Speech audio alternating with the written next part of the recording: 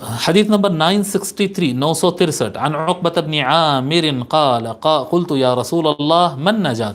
عقبہ بن عامر کہتے ہیں میں نے حضور اکرم صلی اللہ علیہ وآلہ وسلم سے سوال کیا کہ یا رسول اللہ نجات کسے کہتے ہیں؟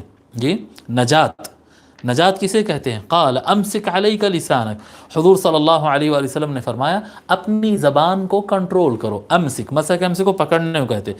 امسک علیک لسانک، اپنی زبان کو کنٹرول کرو، پکڑ کے رکھو، یعنی کم بات کرو.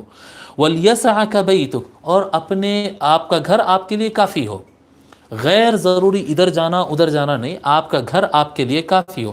زبان کو کنٹرول میں رکھو اور بلا ضرورت گھر سے باہر مت نکلو. وَبْكِ عَلَى خَطِيئَتِكَ، اور کوئی غلطی ہو جائے تو اس پر اللہ تعالیٰ کے سامنے رویا کرو، اپنی غلطی کو یاد کرو، ندامت محسوس کرو، گلٹ فیل کرو اور شرمندگی احساس کرو، اور اللہ تبارک و تعالیٰ کی بارگاہ میں جا کر رو، اللہ کی بارگاہ میں رو اپنی غلطی کے اوپر. یہ نجات ہے، یہ کامیابی ہے کہ رونے سے گناہ معاف ہو جاتا ہے. اگر بندے کا کوئی غلطی ہوئی تو اس کی غلطی معاف ہو جائے گی.